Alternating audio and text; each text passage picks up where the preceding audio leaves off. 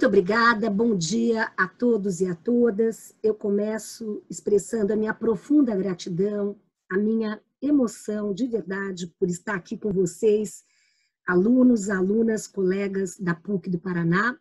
Eu me sinto em casa porque esta é a minha casa, a PUC do Paraná. Tive o prazer, a dádiva de lecionar por mais de uma década e atualmente, como sirvo à Comissão Interamericana desde janeiro de 2018 até dezembro de 2021, estou, então, licenciada. Mas quero registrar aqui o meu maior carinho, o meu apreço, a minha admiração. Realmente, esse convite e todos os convites que a PUC do Paraná me fizer já são aceitos, sempre terão no meu coração a maior acolhida. Pelo reconhecimento que faço, pelo entusiasmo de poder estar aqui e compartilhar um pouquinho do nosso trabalho na Comissão Interamericana a respeito do Covid e Direitos Humanos nas Américas. Então, agradeço ao Centro Acadêmico Sobral Pinto, agradeço na pessoa da sua diretora-presidente, Fernanda Ferreira Martins, dos demais diretores, Fernanda Lopes, Guilherme, Isadora e tantos outros. Fernanda, parabéns por ser a primeira mulher a assumir a presidência. Eu também fui a primeira mulher, na minha época, quando eu estava no terceiro, quarto ano da faculdade, a ser presidente do Centro Acadêmico, 22 de agosto, da PUC de São Paulo. Então, realmente, isso me enche de orgulho, a participação ativa de nós, mulheres, a nossa autonomia, o nosso protagonismo. Para tratar do tema de hoje, Covid-19 e Direitos Humanos nas Américas, eu farei a partir de 3 indagações centrais. A primeira é como compreender o impacto do Covid-19 nas Américas à luz dos direitos humanos. Num segundo momento, qual tem sido o papel da Comissão Interamericana de Direitos Humanos para promover e proteger os direitos humanos em tempos tão desafiadores? E, finalmente, a terceira pergunta, quais são as lições aprendidas? Quais são as perspectivas para a proteção de direitos humanos no futuro? Eu começo com a primeira pergunta, como compreender o impacto da pandemia nas Américas sob a perspectiva dos direitos humanos. E eu começo aqui lembrando o nosso contexto. Então, o vírus chega à nossa região após ter impactado outras geografias, como a China, como a região das Europas, e agora o epicentro é a região das Américas. E a peculiaridade do nosso contexto regional, a singularidade, a especificidade, traz desafios cada vez mais acentuados. Eu diria que a pandemia tem agravado e exacerbado esses desafios estruturais da nossa região. E eu gostaria aqui de enfocar 3 desafios a partir desta tipologia que eu tenho trabalhado. Então, o que caracteriza a nossa região? A nossa região não é qualquer região do planeta. É a região mais desigual do mundo. 6 dos 20 países mais desiguais do mundo estão na América Latina, dentre eles o nosso Brasil. Hoje, 30% da população na América Latina vive na pobreza e 11% na pobreza extrema. Vejam que 1/4, 25% da população na América Latina não tem acesso à água potável. E 53%, de acordo com a OIT, trabalha no mercado informal. Eu sou relatora para a Bolívia na Comissão Interamericana de Direitos Humanos e lá o índice dos trabalhadores informais chega à casa dos 70%. Então, este é o primeiro desafio. O segundo desafio tem a ver com o padrão histórico de discriminação que afeta, em especial, povos indígenas e afrodescendentes na região. Se nós tomarmos a nossa região, ela é integrada por 25% de povos afrodescendentes e 10% de povos indígenas. Os indicadores apontam uma sistemática histórica, discriminação e violência contra povos indígenas e afrodescendentes, sendo que as mulheres e as crianças são ainda alvo da chamada overlapping discrimination, ou formas múltiplas e agravadas de discriminação. Como lembra Bachelet, o vírus não é discriminatório, mas seu impacto o é. O que nós podemos perceber, e tivemos uma reunião do Pleno da Comissão na segunda-feira passada com a alta comissária de Direitos Humanos da ONU, que está em Genebra, Bachelet, em todos os países da nossa região, nos 35 países da região, há uma maior letalidade com relação a povos indígenas e afrodescendentes. Então, no Brasil, são os que mais morrem. Nos Estados Unidos, por exemplo, quem vê as notícias de Nova York percebe que o epicentro é o Bronx, que tem indicadores muito acentuados. Os afrodescendentes e os hispânicos têm 2 chances maior de falecer da pandemia que os brancos. E hoje mesmo, me preparando para estar aqui com vocês, o jornal Estado de São Paulo, hoje, traz a seguinte matéria: taxa de morte é maior entre negros e analfabetos. E aqui traz uma pesquisa feita pelo Núcleo de Operações Inteligência em Saúde, e que a pandemia aprofunda ainda mais as desigualdades brasileiras. E a desigualdade de raça é a maior delas. Eu tomo a liberdade de ler um dado que me estarreceu. O ápice dessa diferença ocorre entre os negros analfabetos e os brancos com nível superior. 80% contra 19%. Veja o grau de letalidade: 80% dos negros analfabetos em comparação com o grau de letalidade 19% dos brancos com nível superior. Então, o que nós percebemos na região é este desafio da desigualdade profunda. Não é qualquer região, é a região que ostenta a maior desigualdade econômica e social do planeta. Essa desigualdade ainda é acentuada pela discriminação histórica estruturante, em especial dos indígenas e dos afrodescendentes. Com relação aos povos indígenas no Brasil, 81 mil deles enfrentam uma situação crítica no campo da vulnerabilidade. A PUC do Paraná tem a maior referência sobre direitos dos povos indígenas, que é o querido professor Marés, que tem larga expertise sobre o tema, e a preocupação da comissão se atém aos povos indígenas, em especial aqueles que estão em isolamento voluntário, porque o grau de imunidade é bastante reduzido e isto poderá implicar, inclusive, no genocídio desses povos. Quando eu dizia que os povos indígenas são 10% das nossas populações nas Américas e os povos afrodescendentes 25%, esta é a média, porque no Brasil nós temos apenas 0,4% de povos indígenas e temos 53% de afrodescendentes. Além desses 2 desafios estruturais, temos um terceiro, que se atém aos dilemas da institucionalidade democrática. Aqui também temos uma história marcada pela ruptura, pela erosão de regimes autoritários ditatoriais, por transições democráticas, com luzes e sombras, eu diria. E toma um indicador muito respeitável, que é o Latinobarômetro de 2018, que considera que apenas 48% dos entrevistados, menos da metade, considera a democracia a forma preferível de governo.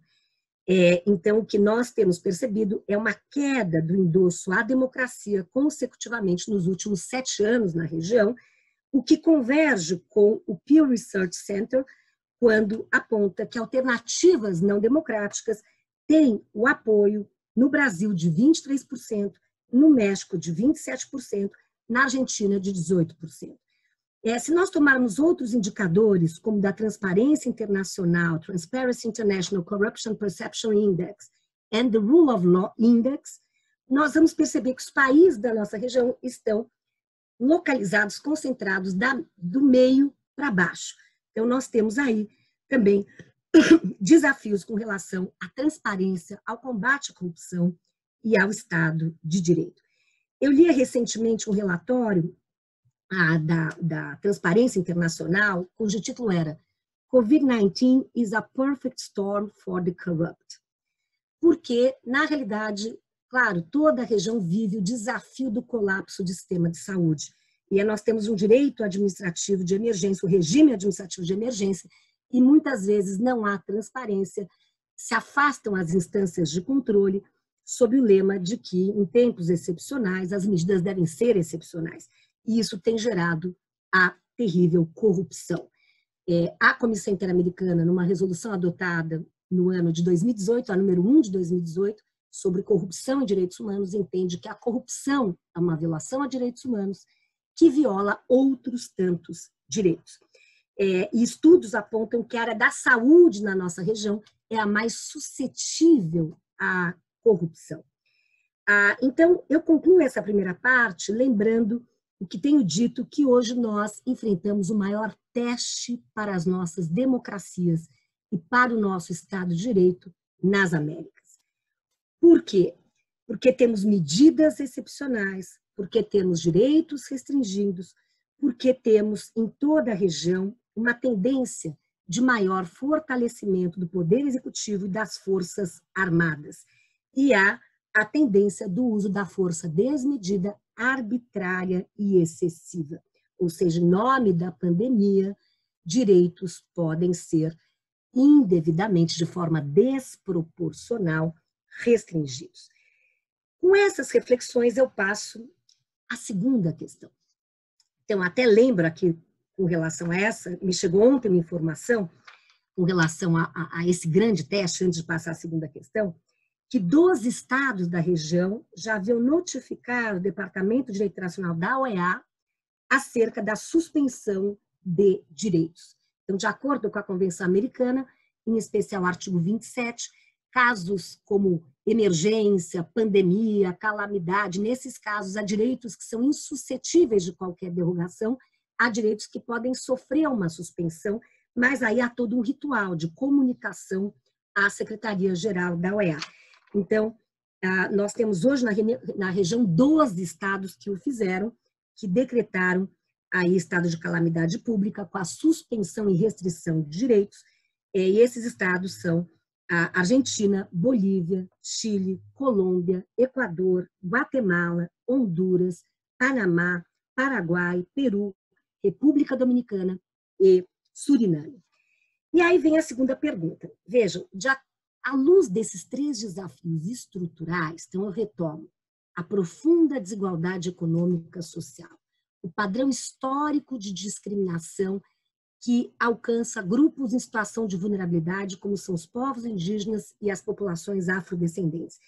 E, ademais, os dilemas da institucionalidade democrática, à luz desses 3 desafios centrais, estruturais da região, que, volto à minha tese, são exacerbados, escancarados, agravados, acentuados com o impacto do Covid-19, a segunda pergunta é: qual é o nosso papel?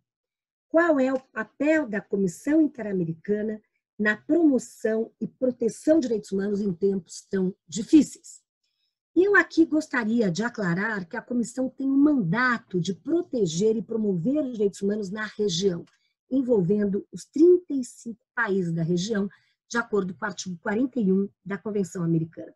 Somos 7 membros, hoje majoritariamente mulheres, 5 mulheres e 2 homens, que atuamos a título pessoal, não governamental, com independência, e imparcialidade e expertise. Nosso mandato é guiado pelos estándares interamericanos, pelo Corpus Juris interamericano, e tem como centralidade a salvaguarda da dignidade humana e a prevenção à dor e ao sofrimento humano das vítimas. É um victim-centric approach, é o cerne que inspira o nosso trabalho. Então, qual tem sido a nossa resposta? Vejam, nós adotamos uma resolução, e eu convido a todos que passem os olhos, no último dia 10 de abril, a resolução número 1 de 2020, sobre pandemia e direitos humanos nas Américas. E esta resolução lança 85 recomendações aos estados da região. Também criamos uma sala situacional para resposta rápida, de forma coordenada e integral. Portanto, para a comissão é fundamental que o enfoque de direitos humanos esteja incorporado no enfrentamento da Covid-19. Estamos acompanhando e realizando o monitoramento. Eu, na qualidade de vice-presidente da Comissão Interamericana, tenho a honra de hoje integrar a junta diretiva. Hoje nós estamos com uma lupa avaliando os 35 estados da nossa região. quais foram as políticas públicas, as medidas adotadas, as respostas, e temos nos pronunciado por meio de comunicados, né, de imprensa, comunicados de prensa, como nós realçamos, já lançamos dezenas, webinários também, vários. Então, dessa maneira, temos aí tweets, ontem mesmo foram mais de 10 tweets institucionais sobre a situação dos Estados Unidos, sobre a situação da Colômbia, da Bolívia, El Salvador, Brasil, inclusive, nos casos do Brasil não posso me envolver, nem posso votar, nem posso enfrentar, mas eu gostaria aqui de voltar aos 3 desafios e, à luz deles, quais são as respostas que nós damos com base na resolução número 1 de 2020. Aqui eu gostaria de frisar que o nosso idioma na comissão se inspira nos estándares interamericanos. Então, a nossa racionalidade é avaliar quais são os direitos enunciados pelos instrumentos interamericanos e quais são, consequentemente, os deveres estatais, as obrigações jurídicas dos estados internacionalmente contraídas em matéria de direitos humanos. Então, essa é a lente. De modo que essas recomendações, na verdade, apontam a deveres dos estados, obrigações jurídicas estatais em matéria de direitos humanos. Então, primeira categoria delas, reagindo e respondendo ao desafio estrutural da profunda desigualdade, nós adotamos e endossamos a linguagem, o idioma da proteção dos direitos econômicos, sociais, culturais e ambientais. Portanto, aqui defendendo, enfatizando as obrigações jurídicas dos estados em, de forma prioritária, salvar vidas, assegurar o direito à saúde de forma holística, ou seja, essa concepção integral à saúde física, psíquica, mental. O direito à saúde está também associado ao direito à água potável, ao direito à alimentação adequada, ao direito ao trabalho, ao direito a uma moradia adequada. Portanto, aqui, esta é a nossa voz em várias das nossas recomendações, neste embate, nesta tensão, a prioridade há de ser salvar vidas. E com isso, claro, nós nos restringimos no campo dos direitos das liberdades, dos direitos civis. Ficar em casa é um ato de solidariedade, porque como não há vacina, não há tratamento, nós somos a vacina humana para quebrar a cadeia de disseminação do vírus. Então, o que nos resta é o distanciamento, o isolamento social e lavar as mãos.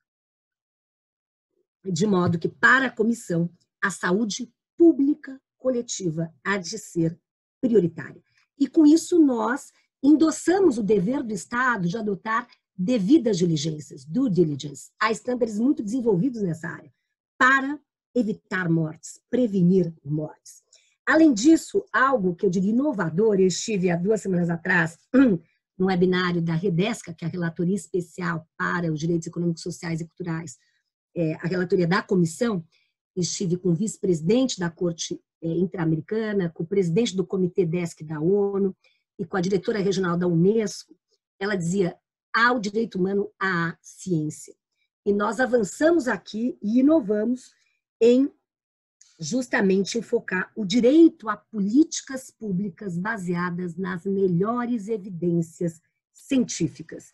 Então, isto é fundamental e que existam procedimentos transparentes, independentes, participativos, claros e inclusivos. Então, é muito interessante perceber, e o debate que eu participava era sobre a indivisibilidade dos direitos humanos, como a saúde demanda informação.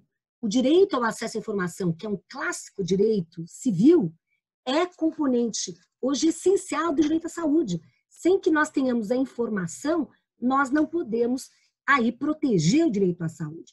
Por sua vez, vejam, nós estamos agora com as nossas liberdades aqui restringidas em nome da saúde pública. Apenas quando houver a efetividade do direito à saúde pública é que eu vou poder voltar presencialmente à nossa PUC, por exemplo. É que nós poderemos circular. Então, o direito à circulação, o direito de reunião, o direito de manifestação, de aglomeração, todos esses direitos sofreram legítimas restrições em prol de um bem maior hoje, que é salvar vidas. Segundo ponto, vejam, à luz do segundo desafio, que é o desafio estrutural das discriminações históricas, nós aqui temos recomendações centradas nos grupos e pessoas em maior situação de vulnerabilidade. São pessoas que, por estarem em especial situação de vulnerabilidade, demandam do Estado o dever de proteção reforçada. E aqui eu me refiro às pessoas idosas, às pessoas privadas de liberdade. A comissão enalteceu as resoluções do CNJ a respeito da reavaliação dos casos de prisão preventiva para identificar a possibilidade de converter em medidas alternativas de privação da liberdade, porque, veja, as pessoas aglomeradas nos nossos presídios estão cumprindo pena, mas essa pena não é a pena de morte, que pode ser o resultado da Covid-19, e, portanto, a comissão demanda um cuidado especial às pessoas privadas de liberdade, em especial os idosos, as mulheres, dentre outros. Eu lembro que, na região, nós temos 40% dos cárceres com pessoas, 40% da população dos cárceres estão em razão das penas preventivas, sendo que no Haiti, eu fui relatora para o Haiti, estive lá liderando uma missão em dezembro, sessionamos em março, no Haiti chega a 70%. Então há que se reavaliar. Com relação a nós, mulheres, incorporar a perspectiva de gênero para o enfrentamento da pandemia, lidar com o aumento abrupto do feminicídio, que praticamente dobrou na região, o assassinato de mulheres por serem mulheres. Então, aqui nós clamamos aos estados, para que responda à violência de gênero, à violência intrafamiliar, à violência sexual, em contexto de confinamento, que se expandam os canais alternativos de comunicação, os meios de denúncia, que sejam adotados protocolos de atenção e saúde. Também povos indígenas. A primeira demanda que nos chegou sobre povos indígenas, uma das primeiras demandas, foi o dever do Estado de tecer campanhas de prevenção nas línguas originárias dos povos indígenas, por exemplo, pessoas migrantes, crianças e adolescentes, pessoas LGBTI. Eu tenho a honra de servir a relatoria das pessoas LGBTI. Então, por exemplo, nós demandamos protocolos de atuação de saúde e sistemas de denúncias com relação às violências perpetradas ante as pessoas LGBTI, que se respeite o direito à identidade de gênero nos âmbitos hospitalares e de saúde, que haja campanha para prevenir e combater a homofobia, a transfobia, a discriminação. Imaginem vocês que em alguns países da região, parte do Haiti, nós recebemos denúncias de que a causa do vírus seria justamente as pessoas LGBTI, ou seja, há crenças absolutamente pautadas na homofobia, na transfobia, na discriminação. Também medidas para as pessoas afrodescendentes e para as pessoas com deficiência. E, finalmente, eu termino com a terceira categoria aqui de violações, quando nós trouxemos o tema dos dilemas do Estado Democrático. Aqui a comissão, na resolução número 1 de 2020, é muito clara e precisa em enfatizar que toda e qualquer restrição e limitação de direitos humanos para proteger a saúde no contexto do Covid-19 deve respeitar os estándares do direito internacional de direitos humanos.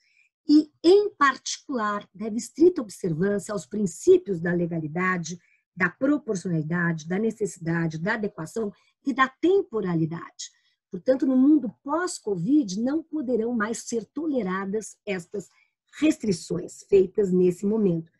Há temas difíceis que chegam à comissão, por exemplo, o tema da proteção dos dados virtuais, a chamada digital privacy, a questão aí da vigilância digital. Há países como Venezuela, Cuba, que encarceraram jornalistas por apresentarem uma posição crítica à posição daqueles estados no combate à Covid-19. Então, a comissão se pronunciou e, felizmente, esses países acabaram por libertar esses jornalistas. No Peru, tivemos uma situação preocupante de reforma da legislação penal, isentando de responsabilidades os agentes policiais que praticassem uso da força, inclusive com resultado morte ou lesões graves. Também o cuidado da liberdade de expressão, para a Comissão de Liberdade de Expressão. o acesso à informação são pilares estruturantes de qualquer regime democrático. Portanto, o combate à pandemia deve se dar à luz do regime democrático. Isso é fundamental, a transparência é fundamental, o acesso à informação é fundamental. E eu aqui termino com a última questão: quais são as lições aprendidas até o momento? Quais são aí as perspectivas para a proteção dos direitos humanos no futuro? Eu diria que isso, eu aqui resgato a voz do secretário-geral da ONU, a voz de Angela Merkel e tantos outros, que haverá um mundo pré-Covid e pós-Covid. Ou seja, nós estamos enfrentando uma pandemia com uma natureza multidimensional avassaladora, que traz profundas transformações em todas as esferas, seja no campo de direitos humanos, da economia, da política, meio ambiente, assim por diante. Então, eu termino com 3 reflexões. Eu creio que o primeiro legado do Covid-19, o primeiro impacto, será essa ênfase na ciência à luz dos direitos humanos. Nunca se falou tanto em ciência. Nunca o mundo tanto torceu para a invenção da vacina, seja nos diversos laboratórios, universidades, seja a Universidade de Oxford, que está avançada, seja em outros centros de excelência.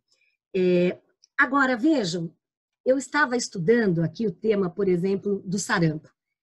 Não é a minha área como curiosa. O sarampo matou, no passado, 140 mil pessoas. Aí me veio a pergunta, bom, mas quando veio a vacina? A vacina foi inventada em 63. Então, vejam, fundamental, o primeiro passo é a criação da vacina. O segundo passo é a sua disponibilidade, é que ela seja acessível e que chegue e imunize toda a população planetária. Estou me referindo aos 7 bilhões. Então, vejam, é um grande desafio. Eu participava de um evento, um webinário a convite da Harvard University, com a professora Catherine Sickin, há umas 2 semanas. Ela dizia, olha, o presidente Trump tem enfatizado, se a vacina for criada aqui dentro dos Estados Unidos, por uma farmacêutica, ou seja qual for, será para os americanos e ponto. Ao passo que há outras narrativas, e a comissão aí endossa, que enfocam a vacina como um bem público, como um common, como um bem público universal. Com a Bachelet, ela dizia na semana passada, no one is safe until everyone is safe. Portanto, há o direito a usufruir dos progressos da ciência. Aí vem a narrativa jurídica. É por isso que eu acho que é o momento da ciência, não só dos laboratórios, no campo aí das pandemias, da saúde pública, claro, isso é central, mas é o campo, eu vejo assim, a oportunidade do discurso qualificado científico, sólido, embasado, consistente, e aí há muito campo para a nossa contribuição. Do que adianta a vacina ser criada se ela ficar na redoma de poucos, percebe? E aí vem, eu creio, o papel das ciências das humanidades, por exemplo, nessa seara, por exemplo, para investigar quais são as boas práticas. Isso nós fazemos na Comissão dos 35 países, quais são os modelos, quais são as práticas que podem ser inspiradoras para a região, quais são as malas práticas, as práticas desastrosas. Eu creio que aí é muito importante que as ciências das humanidades possam dar a sua contribuição qualificada, assim como as ciências, os economistas, com o seu saber científico, com a sua expertise. Hoje eu li a The Economist, que trazia toda a tendência de um Estado verde, do Green State. A União Europeia trabalha com o tema da digitalização profunda e do Green State, ou seja, é o momento de também baixarmos a curva da poluição, de colocarmos aí, de potencializarmos o Acordo de Paris, porque não é a minha área, mas há o impacto profundo do Covid-19 no meio ambiente. Então, este era o tema do aquecimento global e qual é o impacto do Covid-19. O tema da solidariedade, segunda reflexão, ou seja, cada vez mais a dignidade humana e a solidariedade. Os Estados têm o dever, não é? Mas nós também, enquanto indivíduos, e pessoas temos o dever de contribuir para que vidas sejam salvas. E o terceiro ponto, a cooperação internacional. Desafios globais demandam respostas globais. Então, é um momento em que é crucial e temos toda uma série de recomendações sobre a cooperação internacional e intercâmbio de boas práticas. É fundamental que existam políticas públicas mais alinhadas, coordenadas, articuladas. Hoje nós temos a saúde pública, mudanças climáticas, a segurança global, o cyberspace. Temos aí tantas esferas que demandam uma resposta no campo da cooperação internacional. Eu aqui concluo lembrando que, não é, como membro da Comissão Interamericana, tenho a honra de servir a Comissão Interamericana no mandato de 4 anos, nós completamos, o ano passado, 60 anos.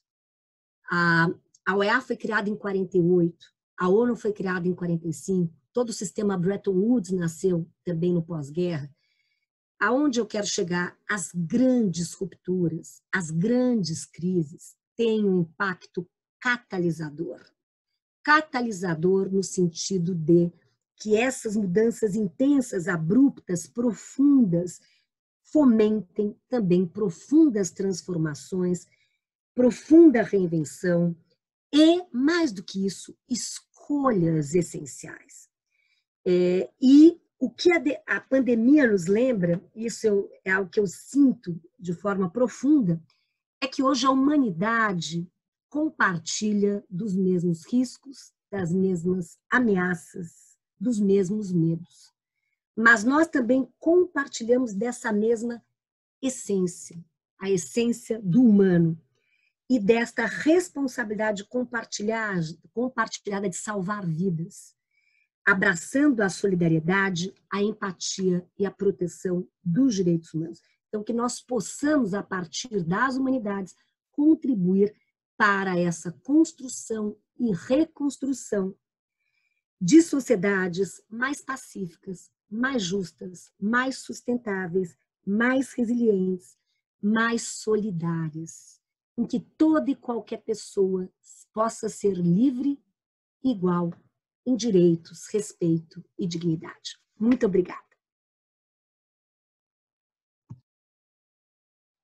Obrigada, doutora Flávia. Muito obrigada pela exposição.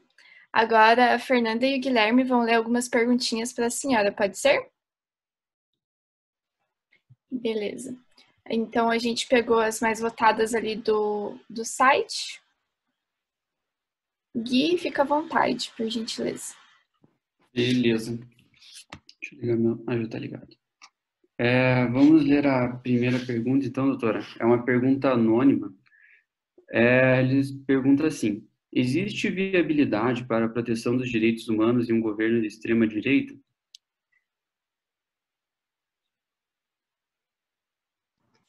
Eu já posso responder? Pode. Veja, eu agradeço essa pergunta. Eu me recordo de ter tido um sabático. Aqui eu vou confidenciar, fazer uma confidência a vocês.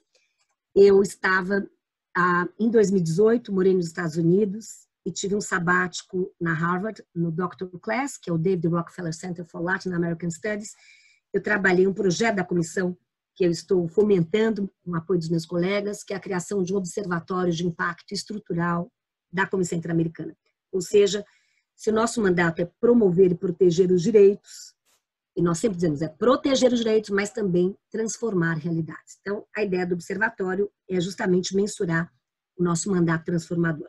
Mas isso só para dar o contexto, quando eu estava lá em 2018, justamente vivia-se aqui o clima eleitoral, e eu com os meus colegas, sempre estava participando de seminários, dando conferências, e professores da Harvard, da Law School, e também da Political Science e da Kennedy School, eu dialogava, por favor, passem um manual de resiliência. Como é que é viver aqui e como será eventualmente viver no Brasil? Então, bom, em primeiro lugar, temos que prosseguir firmes e temos que contar com uma academia, capacidade do critical thinking, capacidade de pensamento crítico, pluralista, isso é fundamental. Então, as universidades têm um papel crucial para avivar esta plataforma pluralista pluralista, pensante, crítica, construtiva. 1. 2. A separação dos poderes é essencial. 3. O federalismo é essencial. 4. A liberdade de imprensa é crucial. Então, meu manual de resiliência tinha esses quatro indicadores. E olhando para o Brasil hoje, ainda que eu não possa me pronunciar como membro da comissão, aqui eu digo como professora, como cidadã brasileira, eu creio que, tenho repetido isso, a separação dos poderes e a Federação Brasileira tem salvado vidas no Brasil. Não fosse pela separação dos poderes, não fosse pela descentralização política do Estado na Federação, muitas vidas, mais do que as 25 que nós perdemos, muitas vidas foram salvas. Então, eu aqui, do lugar que eu ocupo, que é a Comissão Interamericana, que nós podemos avaliar os 35 países, me orgulha a institucionalidade democrática brasileira. Me orgulha o poder judiciário brasileiro. Me orgulham ali a voz de muitos estados que, alinhados à ciência, têm adotado protocolos com mais rigor, com mais precisão técnica. Então, eu lembro quando professora de constitucional dava aula sobre federação, sempre eu lembrava que a federação, quando houve o fim do nazismo, foi uma imposição dos aliados à Alemanha, que a Alemanha adotasse a federação, porque aquilo seria o antídoto a futuros Hitlers. E, de fato, eu que tinha muitas críticas à Federação Brasileira, mas com o respaldo do STF, na ADI que julgou qual é o alcance das competências federativas em matéria de saúde, aí nós temos o artigo 23 e 24 da Constituição, competências comum e concorrente, os estados têm um protagonismo elevado.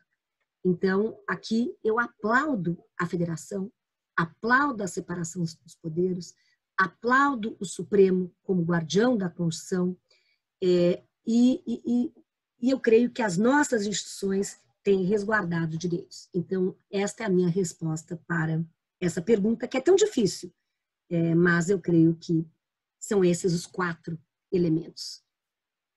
Muito obrigada. Perfeito, professora.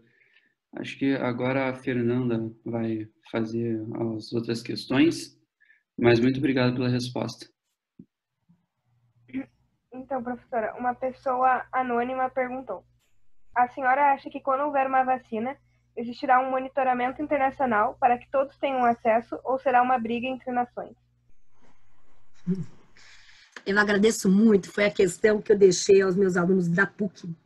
Justamente eu fiquei refletindo muito sobre essa questão. Aliás, brilhantes as intervenções, queria agradecer, que saudades que eu tenho de vocês, de estar aí na PUC, os jardins maravilhosos, os alunos ativos, interessados, com perguntas tão pertinentes e fascinantes.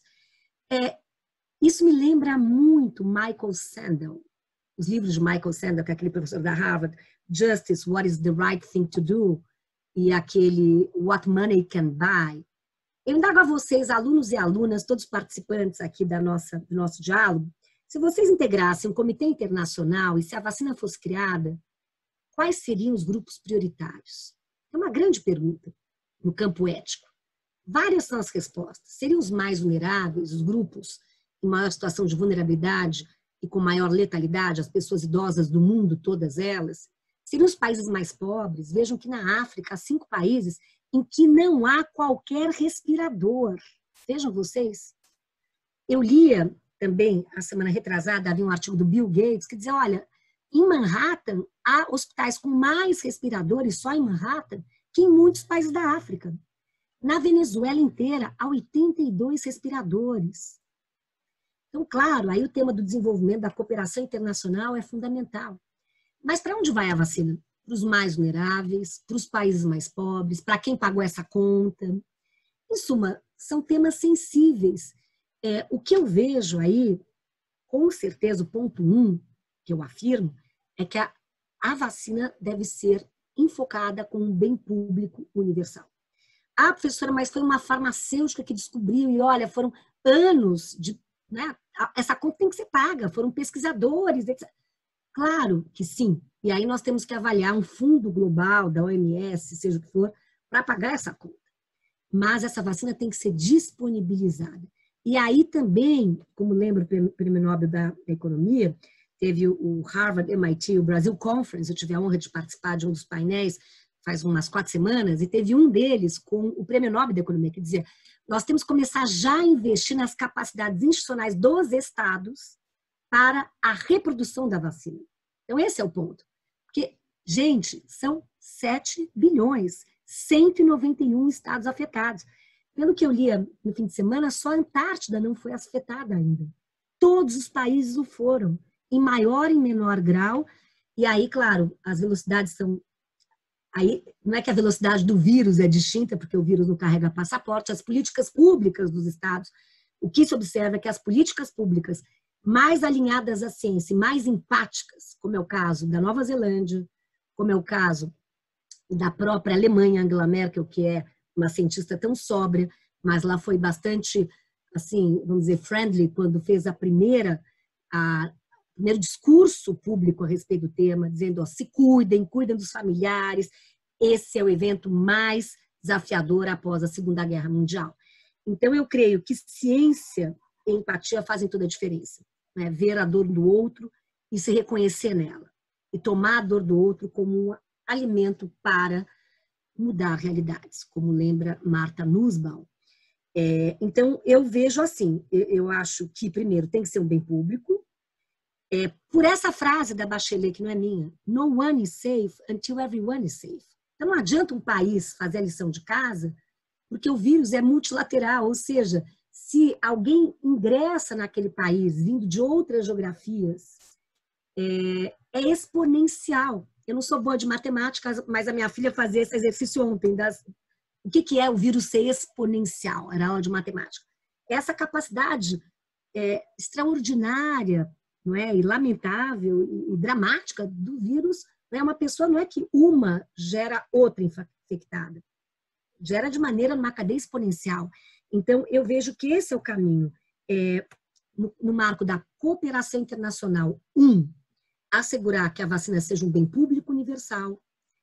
2, investir nas capacidades institucionais dos estados para que repliquem a vacina, com transferência tecnológica. 3, no campo do solidarismo global, apoiar os estados mais vulneráveis, mais precários. Eu tive a honra de, por 4 anos, servir a UN High Level Task Force on the Implementation of the Right to Development, em Genebra, numa força-tarefa da ONU para o tema do desenvolvimento, e justamente eram essas as nossas metas. Transferência tecnológica, acesso a medicamentos essenciais e alívio da dívida para os países mais vulneráveis e precários. Obrigada. Perfeito, doutora. Muito obrigado. Vou fazer uma outra pergunta aqui que fizeram lá no aplicativo. É uma pergunta anônima também. Pergunta assim, como o liberalismo e o neoliberalismo afetam os direitos humanos? Muito obrigada, estou adorando as perguntas, brilhantes, parabéns, estão inspirados os alunos, alunas, colegas. Eu dou um exemplo. Na Comissão Interamericana, nos tempos pré-Covid, sobretudo a partir de outubro do ano passado, o cerne da nossa atuação estava nas chamadas protestas sociais.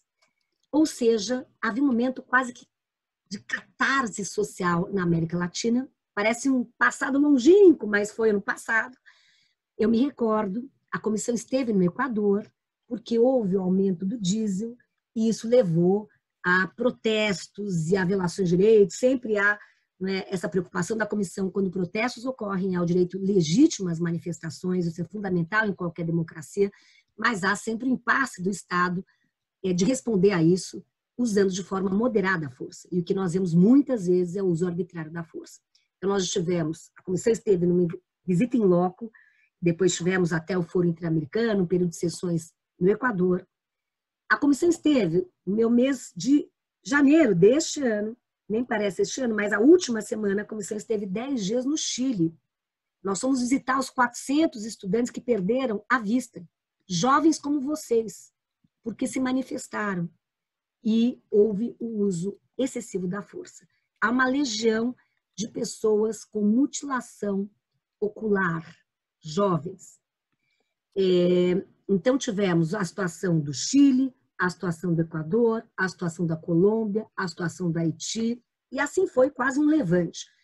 Vejam só, no Chile, claro que não foi o sensível aumento da tarifa do metrô que levou aquelas manifestações todas. Claro que não. O que eu aprendi no Chile estando lá por 10 dias, e a comissão quando vai, eu sempre digo, que é fascinante no nosso trabalho, que nós sempre temos o diálogo com a alta cúpula do Estado. Então, sempre o presidente nos recebe, o presidente da Corte Suprema, e assim foi, e assim é em todos os estados. Então, tivemos uma reunião com o presidente Pinheira, com o seu ministro da Justiça, com o seu chanceler, mas também a comissão se divide, nós somos no interior do Chile, lá no sul. Eu pude, com a minha colega Julissa, coordenar na região de Temuco, nós fomos visitar, então pegamos o avião, fomos ali, viajamos por 4 horas até as comunidades mapuches. Então a comissão, e fomos aos cárceres também, então a comissão sempre, eu digo, estamos sempre nos diálogos com as altas cúpulas governamentais e com as mais, vou dizer, a base da sociedade, os movimentos sociais que ali estão. Mas o fato é, aonde eu quero chegar? Qual era o sentido e a voz da população na América Latina? Justiça social, direitos sociais. Queremos saúde, queremos educação, queremos seguridade social. O Chile é um exemplo veemente em que houve privatização extrema da saúde, da educação, tudo se privatizou. E a população ali estava, eu diria, indignada, sofrida, e para nós foi, para a comissão mesmo, para todos nós na América Latina, como assim Chile? Porque Nicarágua, acontecer isso na Nicarágua, já é um pouco esperado. Venezuela, agora Chile, que era um exemplo, um país exemplar na região, como assim? O fato é que aquele verniz se arrebentou e essa foi a narrativa. De modo que eu acho que os tempos pós-Covid, um dos legados será esse. Nós queremos, sim, Estado mais presente, mais protagônico, mais comprometido com o quê? Com saúde e com educação. Sobretudo nessas áreas é fundamental o protagonismo e a presença eficiente, eficaz das políticas públicas estatais. Porque vejam vocês, esse é o último ponto, o Estado, sim, de acordo com a nossa Constituição, os parâmetros constitucionais internacionais, deve se guiar pela justiça social, deve assegurar políticas acessíveis, disponíveis, de qualidade no campo da saúde, educação, trabalho e tudo mais. As empresas, por mais que eu respeite sua primeira, e tenho uma grandíssima amiga, a professora Daniele, aí da PUC, que é expert em empresas de direitos humanos, Daniele Pantone, uma amiga muito querida, trabalhamos muitos conjuntamente em vários projetos, fundamental que as empresas participem e tenham o seu papel. Só que esta ótica das políticas públicas universalistas se aplica ao Estado e não às empresas. Ainda que eu defenda que as empresas têm que ter, e há uma recomendação aqui nossa, precisamente nessa linha. Nós lançamos um informe sobre empresas de direitos humanos e estándares interamericanos em novembro passado. Mas saúde para todos de qualidade, educação para todos de qualidade, não é a empresa X que vai bancar. Não é o papel dela, é o papel do Estado. Claro que a empresa tem que respeitar direitos. Então, essa é a minha avaliação. Obrigada uma vez mais. Perfeito, muito obrigado pela resposta, professora. Agora a Fernanda vai fazer mais algumas perguntas e muito obrigado. Muito obrigada, professora. A próxima pergunta é da Flávia Esperandil e ela perguntou: quais são as áreas de trabalho da Comissão Interamericana que sofrerão mais retrocessos nos avanços que haviam sido feitos por consequência da pandemia? Ótimo, Flávia, ótima a sua pergunta. Eu diria o seguinte, a Comissão Interamericana tem um mandato de promover e proteger os direitos humanos na região. Nós temos um toolbox, uma caixa de ferramentas com ao menos 7 mecanismos. Eu já mencionei, nós podemos realizar investigações em loco, quando há graves denúncias de violações sistemáticas de direitos humanos, como nós tivemos no Chile, tivemos em dezembro em El Salvador, também. E aí sempre nosso diálogo há de ser construtivo com os estados, porque os nossos informes país sempre apontam o diagnóstico, mas apontam a recomendações para que o Estado, para que no marco de uma cooperação e assistência técnica, o Estado pode mover a sua pauta e fortalecer direitos humanos. Então temos sistema de casos, temos as cautelares, nós salvamos vidas na comissão. Cautelares em caso de urgência, gravidade, danos irreparáveis. Temos ainda os relatórios por países, relatórios temáticos. Em suma, podemos pedir informações aos estados, pelo artigo 41 da Convenção Americana. Então, nós temos uma atuação repleta aí de mecanismos. Eu diria que a comissão aí teve, eu diria, uma sensibilidade grande de perceber que teria que ser resiliente, teria que se adaptar. Eu até hoje ando na minha agenda com Darwin, quando diz o seguinte, eu vou tomar liberdade de ler a vocês, porque virou quase meu mantra, eu vou ler a vocês, perdão, eu vou só pegar aqui o que Darwin diz. It's not the strongest of the species that survives. It is the one most adaptable to change. Charles Darwin, Cambridge, 1828 a 1831. Ou seja, não são os mais fortes, as espécies mais fortes que sobrevivem, mas são aquelas mais adaptáveis às mudanças.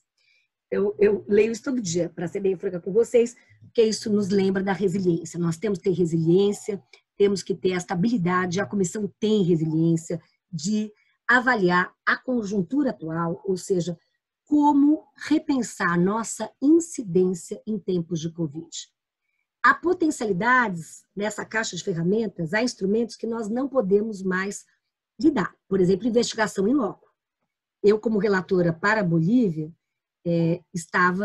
teria que liderar uma missão da comissão à Bolívia na última semana de julho. Nós faremos uma investigação in loco, porque no final do ano houve mais de 800 mortes, houve 2 massacres e tudo mais. Quer dizer, investigação in loco, que foi o grande norte da comissão no ano passado, razão dos protestos, era fundamental a comissão ir a campo, hoje, pela pandemia, suspenso. Mas aí com criatividade, é por isso que eu digo, Flávia, e a sua pergunta me faz dizer isso a vocês todos, tenhamos resiliência, tenhamos criatividade, tenhamos inventividade. Então, o que nós estamos hoje fazendo? Webinários com a sociedade civil. Então, a semana passada, por exemplo, eu participei de alguns Race and Equality, outros com as pessoas LGBTI e os movimentos sociais de toda a região. Participei de outro organizado pela Comissão sobre Direitos Econômicos, Sociais e Culturais nos tempos da pandemia. Havia também 800 pessoas participando. Tivemos essa semana, antes de ontem, sobre as pessoas idosas, organizado pela Relatoria das Pessoas Idosas em tempos de Covid, com mais de 800 aí participantes. Então, nós estamos nos valendo desta ferramenta, justamente a virtual, para poder dialogar com os movimentos sociais, com a sociedade civil interamericana e com os estados. Então, a comissão está fazendo reunião de trabalho com todos os estados. Nós fizemos reunião de trabalho como junta diretiva com o grupo de estados da América do Sul, do Caribe, do Triângulo Norte e Estados Unidos, Canadá. Então, a comissão tem se valido dessas ferramentas a todo tempo. Eu tive reunião de trabalho com a Bolívia semana passada para monitorar uma medida cautelar. Então, investigação in loco, isso eu diria que foi o que mais nós sentimos na comissão, a impossibilidade de estar em terreno, estar no local. E agora tem a criatividade de se valer desses mecanismos. O sistema de casos, nós nos alinhamos ao cronograma da corte, então houve uma suspensão dos prazos. Mas as cautelares prosseguem em total funcionamento. Total funcionamento. Então, havendo gravidade, urgência e danos irreparáveis, a comissão, em geral, não tarda mais que 48 horas para votar, e é muito emocionante perceber lideranças da nossa região, defensores de direitos humanos, jornalistas, juízes, juízas, advogadas, lideranças indígenas que dizem, defensorias aí do povo e tudo mais, defensorias públicas, quer dizer, por sermos beneficiários das cautelares da comissão, estamos vivos. Somos muito gratos à comissão. Então, eu diria que esse é o balanço. Acho que a comissão respondeu bem, de forma eficaz, de forma criativa, de forma resiliente, inventiva. Adotamos esta resolução número 1 de 2020, criamos uma força-tarefa, por assim dizer, essa sala situacional, e estamos acompanhando as 35 respostas dadas pelos estados, dia após dia, em razão da pandemia. Então, basta vocês entrarem no site da comissão, vão perceber até com tweets, não é? Tweetamos muito, a comissão é muito ativa aí com relação aos tweets, porque nos permite uma rapidez e uma incidência em tempo real. Então, eu diria que um pouco essa tem sido a experiência atual. Nova para todos nós, né? Inovadora, eu que tenho dificuldade com a tecnologia, hoje tenho aprendido muito com o Zoom e tenho visto que essa ferramenta em particular é impressionante. Desse evento, imaginem vocês, hoje a minha agenda no campo da comissão, às 10h30 eu tenho outro, em que as pessoas estão sediadas em Washington, e haverá estados partes também, uma solenidade da OEA, e à tarde estarei com os povos indígenas da região, trabalhando Comissão Interamericana, estándares e desafios do Covid. Então, é muito interessante, é uma fase única para todos nós, e estamos buscando responder da melhor maneira, da maneira mais eficaz, em tempo real. Porque não adianta nós respondermos daqui a 2 anos, ou seja, as violações não têm calendário, não entram em quarentena, as violações ocorrem de segunda a domingo, e por isso na comissão nós trabalhamos assiduamente, eu diria 24/7, 24 horas, 7 dias. Realmente é um trabalho ininterrupto. Muito obrigada. Perfeito, doutora. Muito obrigada pela sua resposta. Então, agora a gente já vai se encaminhando para os últimos 20 minutos. E a gente vai fazer mais umas 2 perguntinhas, se der tempo. Então, a próxima é da Flávia da Rosa Mello. Ela pergunta: gostaria de saber se você poderia falar um pouco a sua leitura crítica e com relação aos direitos humanos no que concerne à imunidade de rebanho. Uhum. Pois é, Flávia, eu agradeço muito a sua pergunta. Não tenho a expertise suficiente, mas tenho um querido amigo que é biólogo, que é o Fernando Rainar, e ele tem escrito muito a respeito da imunidade do rebanho. Eu tenho preocupação, porque veja, aí eu digo a vocês, nós temos que ter a mente muito aberta, inspirada, oxigenada, para avaliar as lições aprendidas. Então, eu, como professora que sou, eu sempre olho para uma situação e sempre penso, é o meu jeito de ser, o que eu aprendo com isso? Quais são as lições aprendidas? E eu sempre digo aos meus alunos, quando estava presencialmente aí, quem foi meu aluno e minha aluna sabe, o apreço que eu tenho ao direito comparado. Por vários motivos, porque eu entendo que o direito comparado nos convida a sair da zona de conforto. Então, nós temos uma cultura jurídica muito enrijecida, muito dogmática, e quando nós vamos aí nos aventurar ao direito comparado, nós sempre percebemos que o instituto aqui é assim, mas em outros países é assado, e nós então abrimos a nossa mente com a criatividade, com a capacidade de repensar e reinventar respostas. Então, aonde eu quero chegar com isso? O que o mundo nos ensina? Eu não sou médica, não tenho qualquer expertise em pandemia, estou aprendendo como vocês todos, não é a minha área, né? Então eu respeito muito as expertises, mas pelo que nós lemos, nós podemos avaliar a países que tiveram respostas mais eficazes. Quais são eles? A Nova Zelândia, a Alemanha, Portugal, na região Paraguai, Uruguai. Então, vamos aqui tecer um conjunto, um universo de países e aprender com eles. Avaliar por que foi assim? Porque o vírus não carrega passaporte. Então, o que aponta? É claro, ontem eu participava até a convite da AGU, das 5 escolas da região, de um debate sobre Covid-19 com um professor economista, ele apontava um quadro. E ele lembrava o seguinte, os países da Ásia, a letalidade foi menor porque já havia muito conhecimento científico em lidar com SARS, com outras pandemias. O que, por exemplo, a ébola pode nos ensinar? Mesmo esse laboratório, esse centro de investigação em Oxford, meu irmão que é médico, diz, olha, que bom, está na 2ª fase. Eu aprendi com ele que há 3 fases, né, quando a vacina é criada. Nessa 2ª fase é feita a testagem em diversos grupos para avaliar os efeitos colaterais. Ele diz, olha, esse laboratório, esse centro de investigação, ele já tinha um acúmulo científico que tinha várias pesquisas sólidas sobre o SARS, então pôde se aproveitar. Então, é isso que eu penso. Eu creio que políticas públicas podem salvar vidas agora. E quais são as políticas públicas? Hoje mesmo, Fernando Rainar, no jornal Estado de São Paulo, responde a isso. O que se reparou? Primeiro, e aquela entidade, me fugiu, referencial de excelência na Inglaterra, sempre publica Lancet, estudos. Como é que nós podemos lidar? A Suécia simplesmente deixou a população livre, solta, e assim foi. É o modelo do Brasil? Obviamente não pode ser o modelo para o Brasil. O que eu pessoalmente penso?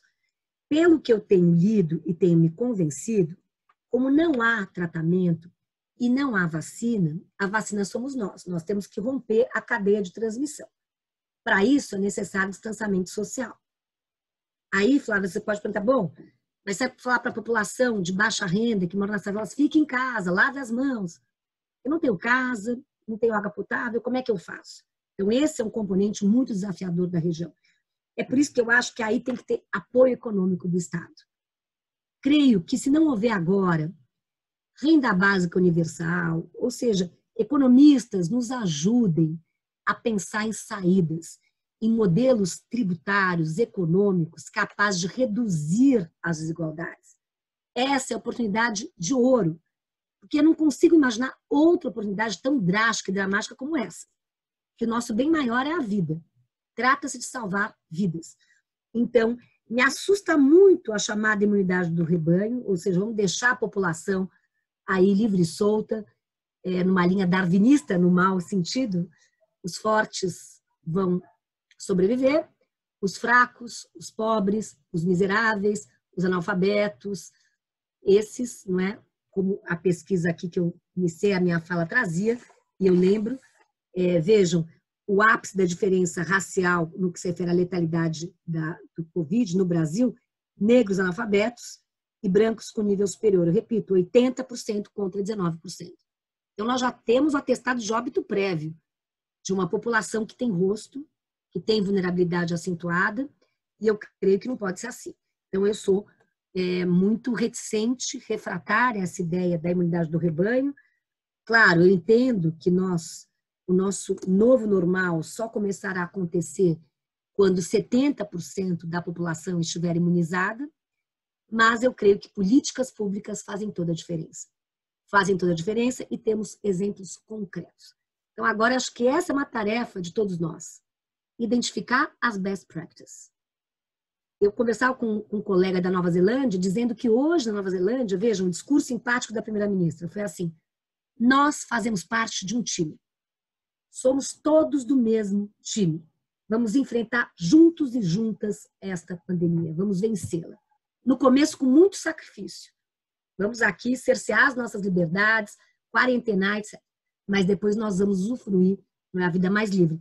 E hoje, veja, uma política de Estado da Nova Zelândia, que ontem eu soube, de pedir à população que não fique em casa na sexta-feira. Até uma política de que se trabalhe de segunda a quinta, que a população tenha um fim de semana estendido envolvendo a sexta-feira, e ao apelo, inclusive do turismo, para que se viaje internamente, para que o turismo possa ser aquecido.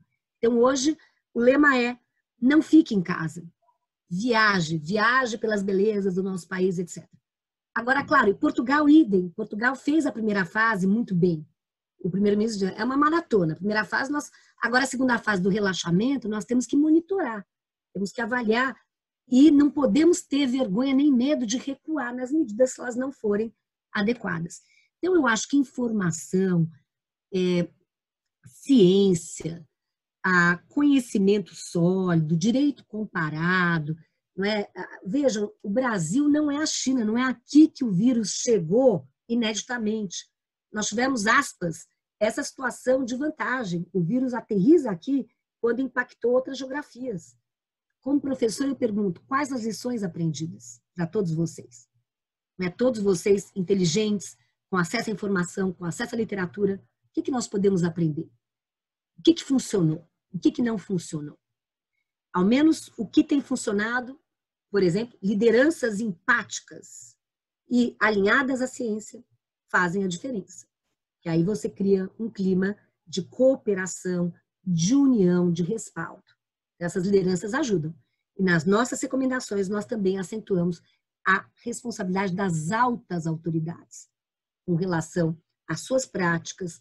É aquela história, leading by example. Então, as altas autoridades, o comportamento delas pode ser exemplo, no bom ou no mau sentido, para toda a população. Que há a linguagem não verbal e há a linguagem aí das narrativas. Então, Flávia, eu não tenho muito conhecimento, mas o que eu posso compartilhar com você são essas reflexões. Muito obrigada.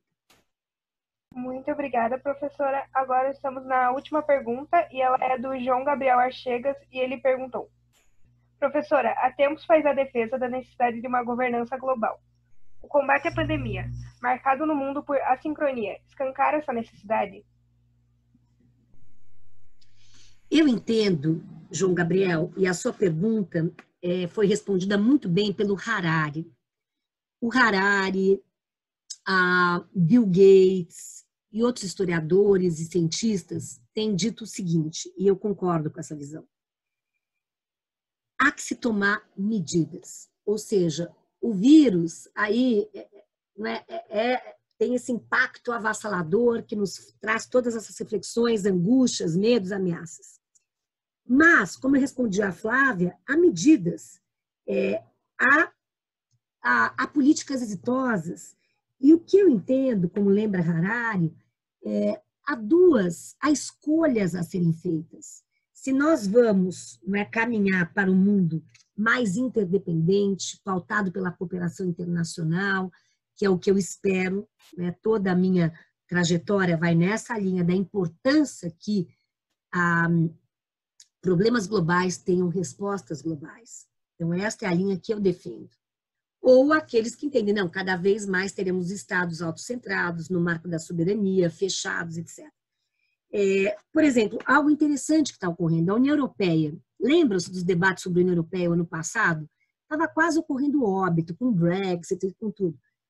Hoje, este foi um momento dramático para que a União Europeia se revitalizasse, com uma agenda própria, como um organismo internacional que traz uma agenda de prioridades no campo do solidarismo, que inclusive lançou toda a perspectiva de doações para um fundo internacional para fomentar a investigação científica da vacina para a pandemia.